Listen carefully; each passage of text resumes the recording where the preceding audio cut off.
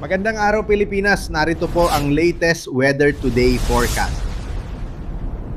Update dito kay Tropical Depression Esther at maging sa Southwest Monsoon o habagat na minomonitor at binabantayan din ho natin dahil nagdudulot ng mga pag-ulan sa malaking bahagi ng bansa.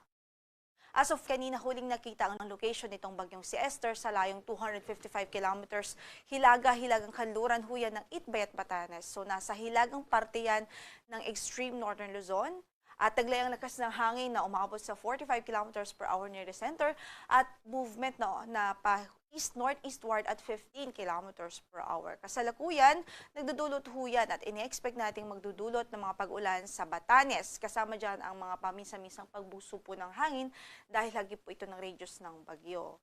At maliban dyan sa bagyo ay meron din po tayong habagat na prevailing sa western section ng bansa. Nakaka-apekto ito sa northern at central Luzon at even dito sa western section ng southern Luzon. So kung makikita nga po natin, yung malaking bahagi ng mga pag-ulan na dulot ng habagat ay nasa karagatan or offshore. Pero nakakarating din ho yan at umaabot dito sa ating landmass at concentrated din nga po yung mga malalakas na pag-ulan sa westernmost portion of northern and central Luzon. As of our latest na tropical cyclone bulletin, kanina nga po nakita po natin na yung sentro nitong Tropical Depression Esther ay nakalabas na po ng Taiwan landmass and most likely ang kanyang projection northeastward pa rin ang kanyang movement at posible po na by morning ay nasa labas na yan ang ating area of responsibility. So mabilis lang yung kanyang pagdaan sa ating PAR pero dahil nga nakita nyo po yan, yung kanyang location ay andito, ibig sabihin ay hagip pa rin ho yung Batanes ng radius nitong bagyo kung kaya't nagtaas po tayo ng Tropical Cyclone Signal number 1 sa probinsya ng Batanes.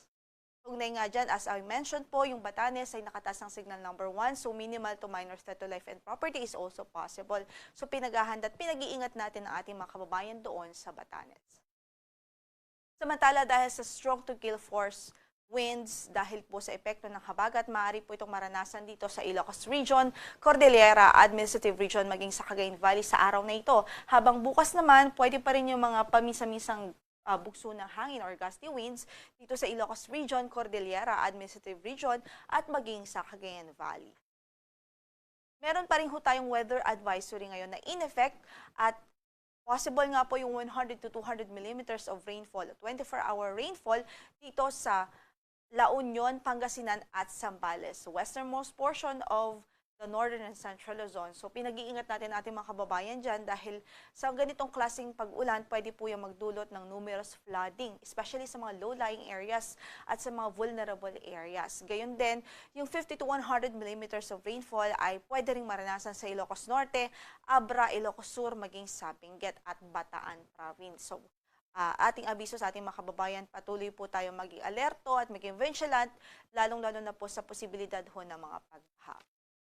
So sa araw na ito, posible pa rin ang mga scattered o yung mga kalat-kalat na pagulan at pagkidlat-pagkulog any time of the day dito sa Metro Manila, rest of Northern Luzon, rest of Central Luzon, sa Rizal, Cavite, Batangas at maging sa Occidental Mindoro.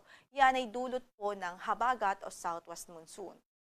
By tomorrow, pwede pa rin maranasan ng 50 to 100 millimeters of rainfall sa Ilocos Norte, Ilocos Sur, La Union, Pangasinan at Zambales. So kung mapapansin nyo yung ating pattern ho ng mga pag-ulan ay nasa western section ng bansa, especially the western section of the country. And on Saturday or tomorrow, possible pa rin yung mga scattered rains o mga kalat-kalat na pagulan at pagkidlat-pagkulog sa Metro Manila, sa natitirang bahagi pa o sa Cordillera Administrative Region, sa Cagayan Valley, and even sa natitirang bahagi ng Central Luzon.